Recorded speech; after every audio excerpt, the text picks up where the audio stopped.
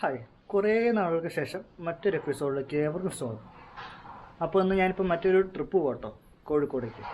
അപ്പോൾ അതിൻ്റെ വിശേഷങ്ങളായിട്ടാണ് ഞാനിപ്പോൾ നിങ്ങളുടെ മുന്നിലേക്ക് എത്തിക്കുന്നത്. ഞാൻ ഫാമിലി ആയിട്ടാണ് പോകുന്നത്. ഓക്കെ, അപ്പോൾ നമുക്കിനി വിശേഷങ്ങളിലേക്ക് പോകാം.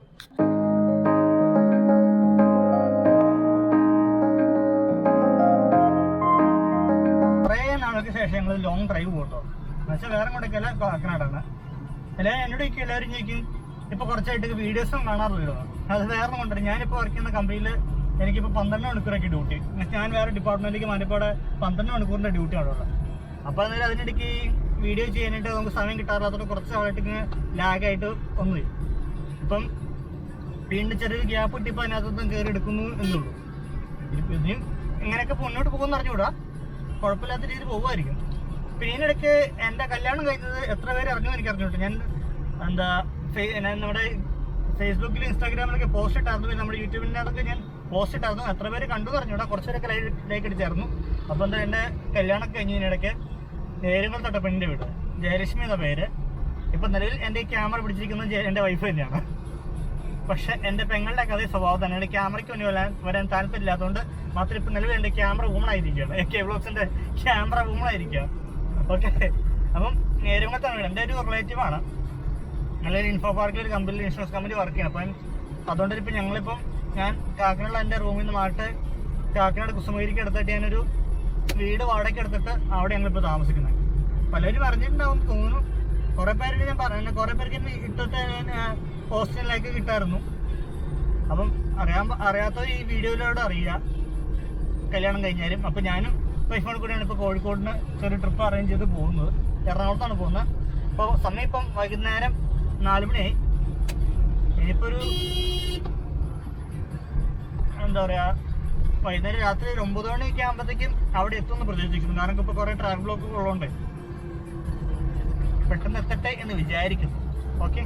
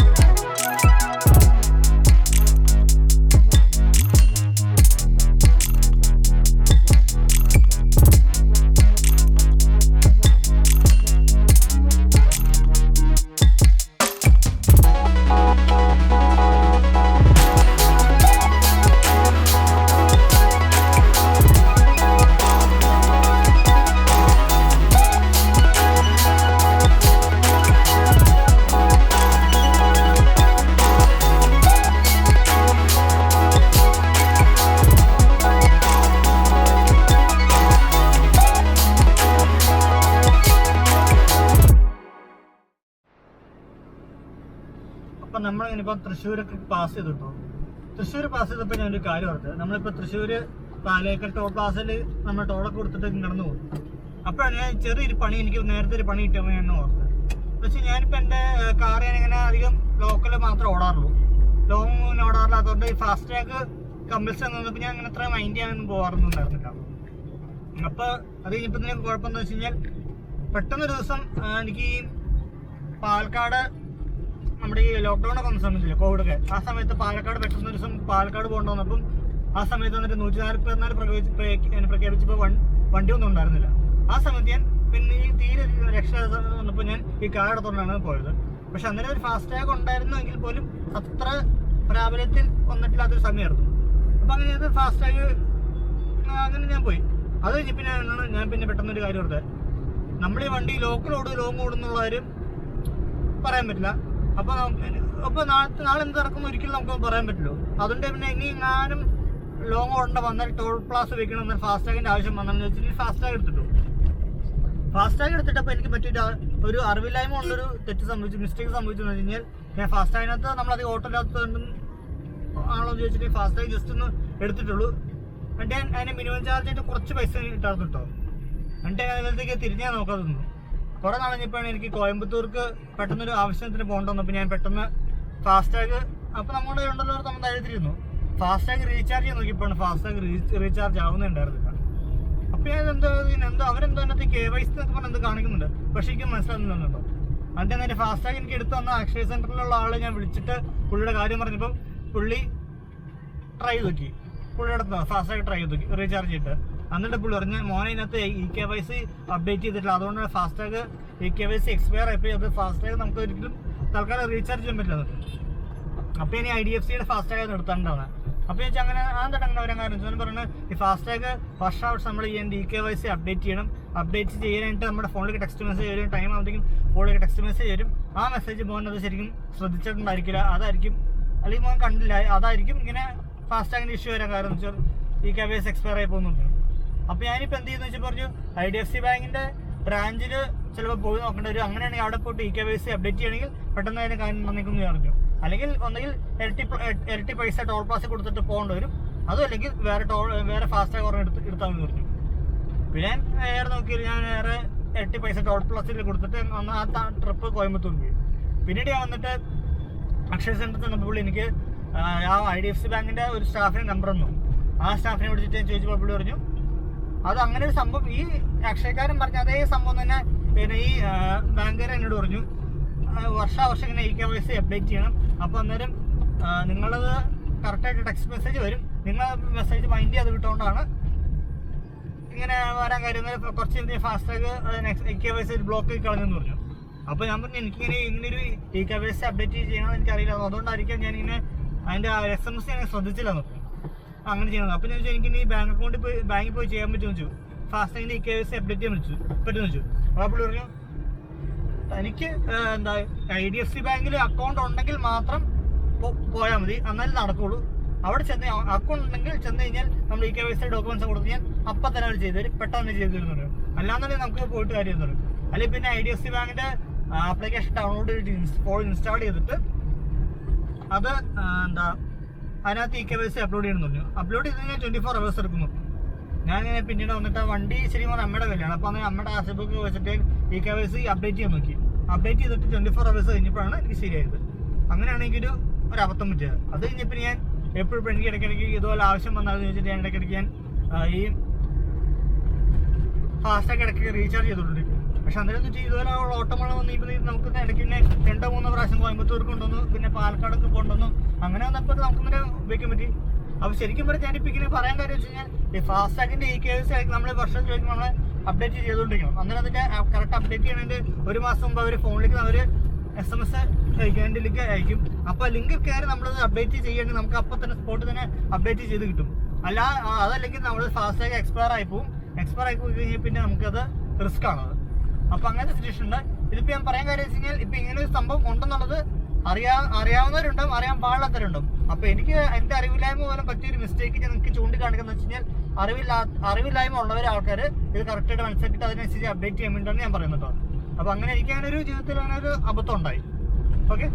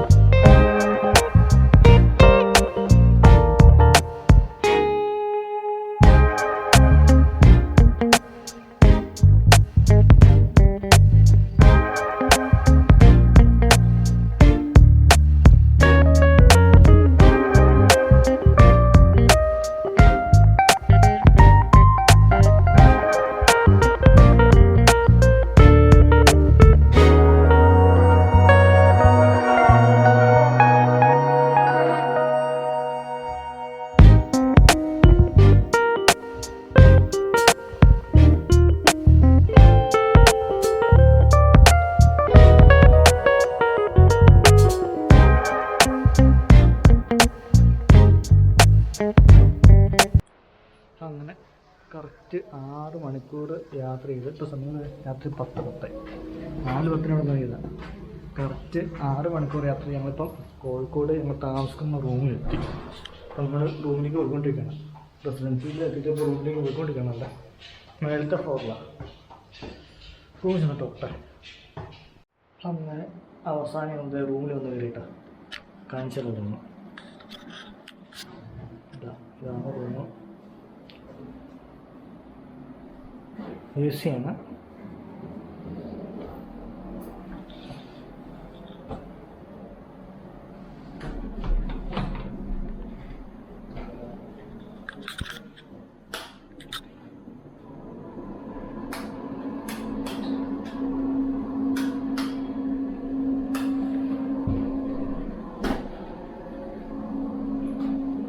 അത്യാവശ്യം എല്ലാ സൗകര്യമുണ്ട്.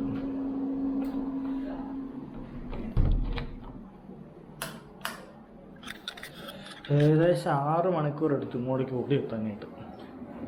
6 മണിക്കൂറത്തെ യാത്രയാണ്. ശരിക്കും ടയർഡാണ്. എന്നൊക്കെ ഫുൾ ടയർഡാകണം. പക്ഷെ വിചാരിച്ച പോലെ ചൂടുന്നില്ല കേട്ടോ. പിന്നെ ഞങ്ങളൊരു AC റൂം തന്നെ അങ്ങ് എടുത്തു. AC തണുപ്പുണ്ടോ എന്ന് ദൈവത്തിനറിയാം. വലിയ കുഴപ്പമില്ല. കുഴപ്പമില്ലാത്ത രീതിയിൽ തണുപ്പാണ്. ഇനിയിപ്പം കഴിച്ചിട്ട് ഫ്രഷായിട്ട് കയറി സ്വസ്ഥമായിട്ട് കയറിക്കണം വേണം. അപ്പോൾ ഇനി ബാക്കി നടക്കണം. ഓക്കെ. അപ്പോൾ ഇന്നലെ രാത്രി താമസിച്ച RK റെസിഡൻസിയോട് ഇവിടെ പറഞ്ഞുകൊണ്ട് നമ്മളിപ്പോൾ വണ്ടി കയറി. ഇപ്പോൾ രാവിലെ ബ്രേക്ക്ഫാസ്റ്റ് കഴിക്കണം. ഇവിടെ നിന്നല്ല രാത്രി രാത്രിയിലത്തെ ഡിന്നറും കഴിച്ചിട്ടുണ്ടാകും. അപ്പോൾ ഇനിയിപ്പം രാവിലെ ബ്രേക്ക്ഫാസ്റ്റ് കഴിച്ചിട്ട് ഞങ്ങൾ ബീച്ചിൽ പോകണമെന്ന് ആലോചിക്കണം. കാരണം വെച്ച് കഴിഞ്ഞാൽ ബീച്ചിൽ പോയി കഴിഞ്ഞാൽ എന്തായാലും നമ്മൾ നനഞ്ഞ് കുളിക്കും. എന്നിട്ട് പിന്നെ വേറെ സ്ഥലത്തൊക്കെ പോയി കഴിഞ്ഞപ്പോൾ അതിൻ്റെയൊക്കെ ഡസ്റ്റൊക്കെ ഉണ്ടാവും. അപ്പം വൈകുന്നേരം പോകുന്ന നേരത്തെ ബീച്ചിൽ കയറി അടിച്ച് വിളിച്ചിട്ട് അവിടെ നിന്ന് അവിടെ തന്നെ പോയതൊക്കെ. പിന്നെ കുറച്ച് നനഞ്ഞ് വിളിച്ചാലും കുഴപ്പമില്ലല്ലോ. അങ്ങനെ അപ്പം അങ്ങനെയാണ്. അപ്പം എന്നാൽ രാവിലെ വേറെ ഒരു സ്ഥലത്തേക്കും പോകുന്നൊക്കെയാണ് പ്ലാൻ ചെയ്തിരിക്കുന്നത് കേട്ടോ. ചെറുതായിട്ട് മാറ്റി. ഓക്കെ. അപ്പോൾ നമുക്കിനി കാഴ്ചകളിലേക്ക് പോകാം. തുടക്കത്തിലേ തന്നെ ഞങ്ങൾക്ക് ചെറുതായിട്ടൊരു പണി കിട്ടിയായിരുന്നു. രാവിലെ ഒന്നാമത്തെ ഞങ്ങൾക്ക് ലൈറ്റായി പോയി. പിന്നെ ഇവിടെ പരിസരത്ത് പാർക്കിംഗ് സ്പേസ് ഉള്ള ഒറ്റ റെസ്റ്റോറൻറ്റ് പരിസരത്ത് എവിടെയും കണ്ടില്ലായിരുന്നു.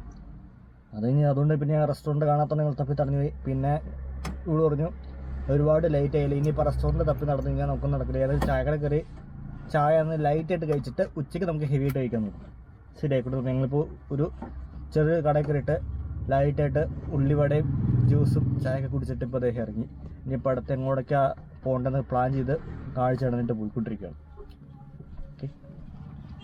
അപ്പോൾ ഞങ്ങളിവിടെ പഴശ്ശിരാജയുടെ അത് ആർക്കിയോളജിക്കൽ മ്യൂസിയം കാണാൻ വേണ്ടി വന്നേക്കാണ്. പുരാവസ്ഥ ചെയ്യാന്ന് പറയും. അതിനകത്തേക്ക് ക്യാമറ കയറ്റാൻ പറ്റുമോ നോക്കട്ടെ. കയറ്റുവാണെങ്കിൽ ഞാൻ കയറ്റി ഷൂട്ട് ചെയ്യാം. അല്ലാന്നുണ്ടെങ്കിൽ പറ്റില്ലായിരിക്കും. ഞാൻ അവിടെ ചോദിച്ചു നോക്കട്ടെ. ഇവിടെ ക്യാമറയ്ക്ക് അനുമതി ഉണ്ടെങ്കിൽ കയറ്റാന്നുള്ള ഇതിലൊരു മെസ്സേജ് കണ്ടിട്ടുണ്ട്. ഞാനത് ചോദിച്ചു നോക്കട്ടെ കയറ്റാൻ പറ്റുമെന്ന്. അപ്പോൾ അങ്ങനെ പഴശ്ശിരാജയുടെ മ്യൂസിയത്തിൽ നിന്ന് ഇറങ്ങി ഇപ്പോൾ ഞങ്ങളിപ്പോൾ അവിടെ നിന്ന് മിഠായി തെരുവിലേക്ക് പോകാൻ പറഞ്ഞിരിക്കണം. മിഠായി തെരുവിലേക്ക് ഏകദേശം ഒരു 7 കിലോമീറ്റർ ഉണ്ട്. അപ്പോൾ അങ്ങോട്ടേക്ക് പോകേണ്ടത് ഞങ്ങൾക്ക് പ്ലാൻ ചെയ്തിട്ട് അങ്ങ് ഇറങ്ങും കേട്ടോ. നല്ല വെയിലുണ്ട് ഇവിടെ, ഒരു രക്ഷയില്ലാത്ത രീതിയിലുള്ള. അപ്പോൾ ഞങ്ങൾ 2 പേരും അങ്ങനെ കോഴിക്കോട്ട് മിഠായി തെരുവിൻ്റെ അകത്തൂടെ തെണ്ടി തിരിഞ്ഞ് നടക്കുന്നു. ഇവിടെയൊക്കെ പാർക്കിനൊക്കെ കാർ പാർക്കിനൊക്കെ ഭയങ്കര കഷ്ടപ്പാടാണ്. ഇപ്പോൾ സ്ഥലത്ത് ഉരുത്തത്തിൽ കാർ പാർക്ക് ചെയ്തിട്ടത് തെരുവിനടുത്ത് നടന്നുകൊണ്ടിരിക്കുക. എന്തൊക്കെയാണ് പർച്ചേസ് ചെയ്യാൻ പറ്റുമോ നോക്കിയിട്ട്. എല്ലാവരൊക്കെ പർച്ചേസ് ചെയ്യാൻ കാണാനൊക്കെ ഉണ്ടെങ്കിൽ നോക്കട്ടെ.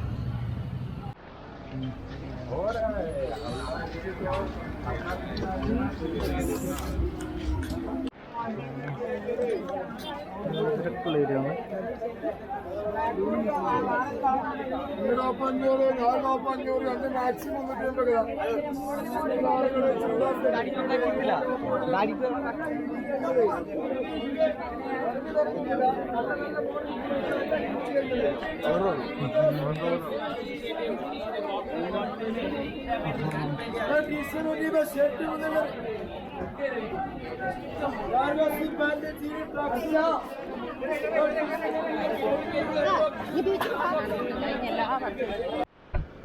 അപ്പോൾ നമ്മളങ്ങനെ മുട്ടായി തെരുവിൽ കയറിയിട്ട് പർച്ചേസ് കപ്പീസ് നിലത്തിൽ പർച്ചേസൊക്കെ നടത്തി ഇറങ്ങി.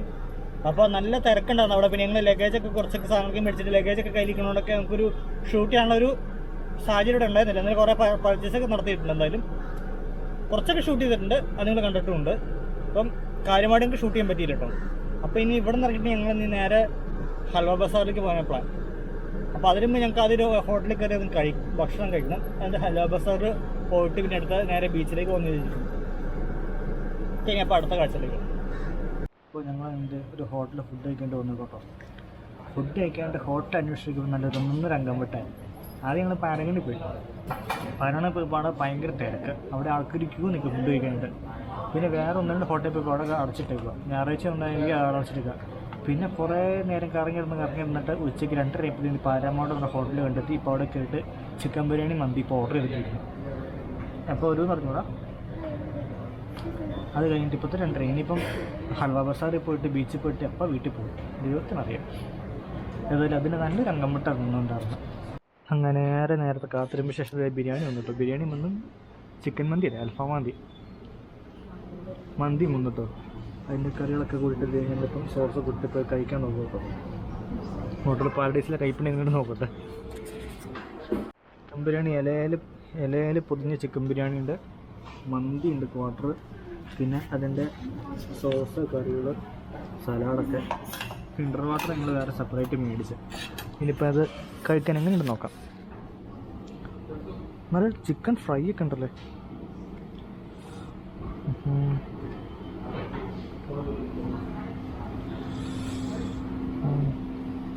നന്നായിട്ട് വിശന്നിരിക്കുന്നു.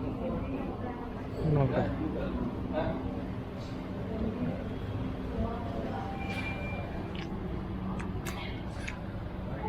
വിശന്നിരുന്നിട്ടോ നല്ല ടേസ്റ്റ് ഉണ്ട് കേട്ടോ. സൂപ്പർ.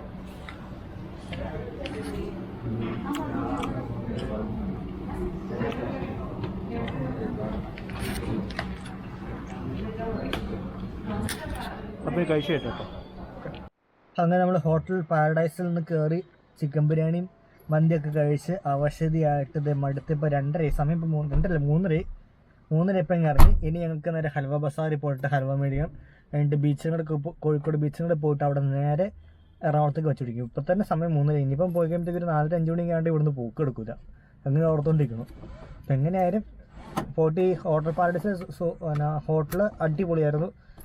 ഭക്ഷണമൊക്കെ നല്ല സൂപ്പറായിരുന്നു. ഞങ്ങൾ വേറെ വെച്ച് കഴിച്ച് ഇനിയിപ്പം അവിടെ നിന്ന് പോകാനുള്ള പണി നോക്കട്ടെ. ഇനിയിപ്പോൾ ഹൽവ ബസാറിലേക്ക് കൂടെ പോയിട്ട് ബീച്ചുകളിൽ പോയിട്ട് വേണം പോകാനായിട്ട്. ഓക്കെ, അങ്ങനെ അബദ്ധങ്ങൾ വീണ്ടും പറ്റിക്കൊണ്ടിരിക്കുന്നു. ഞങ്ങൾ അവിടുത്തെ ഹോട്ടലിൽ നിന്ന് ഇറങ്ങി കഴിയുമ്പോഴത്തേക്കും ഹൽവ ബസാറിൽ പോകുന്നു വെച്ചു. ഹൽവ ബസാറിലേക്ക് ലൊക്കേഷൻ പിടിച്ചിട്ട് ഹൽവ ബസാറിൽ പോയപ്പം അപ്പോഴാണ് ഞങ്ങൾ അറിയുന്നത് ഇന്ന് ഹൽവ ബസാർ അടച്ചിട്ടേക്കുവാണ്, അവിടുത്തെ ഫാക്ടറി നടത്തുന്നത് പ്രവർത്തിക്കില്ലെന്ന് പറഞ്ഞു. പിന്നെ അവർ പറഞ്ഞു നേരെ വേറെ ഓപ്ഷനുള്ള മിഠായിത്തെരുവിൽ നേരിട്ട് വന്നാൽ മിഠായിത്തെരുവിൽ നിന്ന് എടുക്കാമെന്ന് പറഞ്ഞു. അപ്പോൾ ഞങ്ങളിപ്പോൾ മിഠായിത്തെരുവിലേക്ക് ഹൽവ മേടിക്കേണ്ടത് വന്നു. ഇവിടെ പാർക്ക് ചെയ്തിട്ട് ഇപ്പോൾ ഞങ്ങളങ്ങനെ അകത്തേക്ക് മിഠായിത്തെരുവിലേക്ക് കയറി പോട്ടു. മിഠായിത്തെരുവിൽ കയറി ഹൽവ പർച്ചേസ് ചെയ്തതിന് ശേഷം അതിന് ഞങ്ങളിപ്പം കോഴിക്കോട് ബീച്ചിലെത്തി. ബീച്ചിൻ്റെ കാര്യത്തിൽ നിന്ന് ഇവിടെ കുറച്ച് നേരം സ്പെൻഡ് ചെയ്ത് അത്യാവശ്യം കാഴ്ചകളൊക്കെ കണ്ട ശേഷം ഞങ്ങൾ തിരിച്ച് നാട്ടിലേക്ക് പോകും. കാഴ്ചകൾ കടലത്തെ തീരത്തെ കുറച്ച് കാഴ്ചകൾ എൻജോയ്മെൻറ്റ് കാഴ്ചകൾ. ഓക്കെ,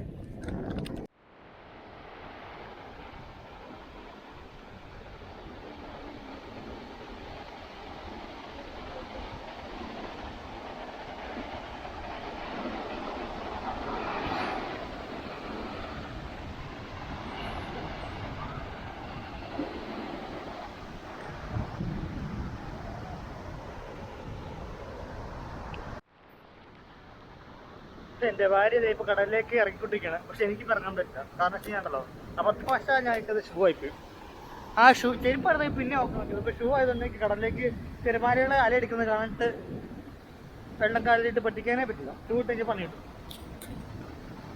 കുറച്ച് നേരം ഇവിടെ ടൈം സ്പെൻഡ് ചെയ്തിട്ട് തിരിച്ച് പോകുന്നതാണ് വിചാരിച്ചിരിക്കുന്നത് കേട്ടോ.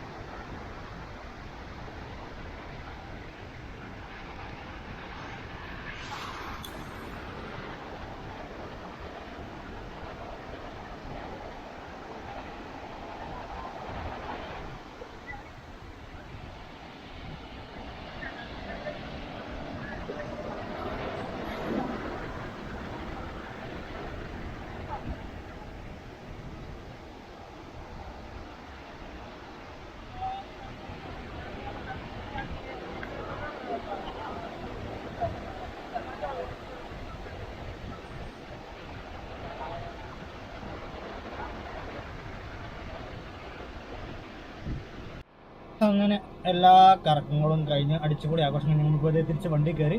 ഇപ്പോൾ ലക്ഷ്മി അവിടെ മുളക് ബജി മേടിക്കാൻ വേണ്ടി പോയിക്കോണം. അപ്പോൾ ഞാനിപ്പോൾ വണ്ടി കയറുന്നു. ഇപ്പോൾ സമയം ഇപ്പം ഏകദേശം ഒരു കറക്റ്റ് 5 മണി ആയിട്ടുണ്ട്. ഏകദേശം ഒരു 4 മണി കഴിയുമ്പോഴത്തേക്ക് ഇവിടുന്ന് വിടണമെന്നാണെങ്കിൽ പ്ലാൻ ചെയ്ത് വെച്ചാൽ ഇപ്പോൾ 5 മണിയായി സമയം. അപ്പം ഇനിയിപ്പോൾ പോയി കഴിഞ്ഞാൽ ഏകദേശം ഒരു ഇന്നലെ ഇങ്ങോട്ടേക്ക് വന്നപ്പോൾ ഒരു 6 മണിക്കൂർ എടുത്തു ഇങ്ങോട്ട് എത്താനായിട്ട്. തിരിച്ചു വരുമ്പോൾ എത്ര മണിക്കൂറായിരിക്കും അറിയില്ല. രാത്രി ഒരു 11 മണിക്ക് ആകുമ്പോൾ എത്തുമെന്ന് വിചാരിക്കുന്നു. അപ്പോൾ ഇനിയിപ്പോൾ എന്തായാലും വന്നാലും തിരിച്ച് പോകണം. പ്രത്യേകിച്ച് വേറെ ഒന്നുമില്ല. ഓക്കെ.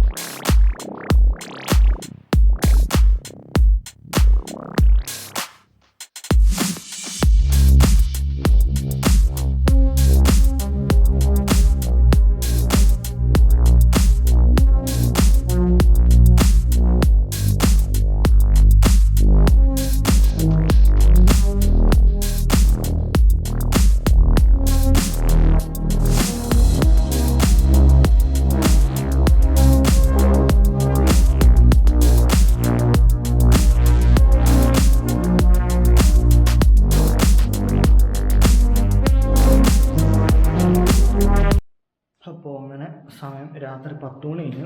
അപ്പോഴത്തേക്ക് ഞങ്ങളിപ്പോൾ നിലവിൽ തിരിച്ച് വീട്ടിലെത്തിയിട്ടോ. അങ്ങോട്ടേക്ക് ഇപ്പോൾ ഞങ്ങൾക്ക് ഏകദേശം ഒരു 6 മണിക്കൂർ യാത്ര ഉണ്ട്. പക്ഷേ തിരിച്ചുള്ള 5 മണിക്കൂർ യാത്ര ഉണ്ട്. അപ്പോൾ ഞായറാഴ്ച രാത്രി ആയതുകൊണ്ടായിരിക്കും അത്രയും കുറച്ച് നേരെ യാത്ര ചെയ്യുന്നുള്ളൂ. അതുകൊണ്ട് തന്നെ നമ്മളിപ്പം 5 മണിക്കൂർ പെട്ടെന്ന് കൂടിയെത്തി. ഒരു കുഴപ്പമില്ലായിരുന്നു. ഇപ്പോൾ ഞങ്ങളിപ്പം ഫുഡ് ഇപ്പോൾ പുറത്തുനിന്ന് പാഴ്സൽ മേടിച്ചുകൊണ്ട് നോക്കിയത്, കാരണം ഇപ്പം ഇനിയിപ്പോൾ രാത്രി ഉണ്ടാക്കി കഴിക്കാൻ പറ്റില്ല, അതുകൊണ്ട് പാഴ്സൽ മേടിച്ചുകൊണ്ട് ഇപ്പോൾ കഴിക്കാൻ പോവാണ് ഉടനെ. ഓക്കെ, പിന്നെ മറ്റു വിശേഷമായിട്ട് ഇനി മറ്റു ദിവസം വരും. അതുവരെ ഗുഡ് ബൈ.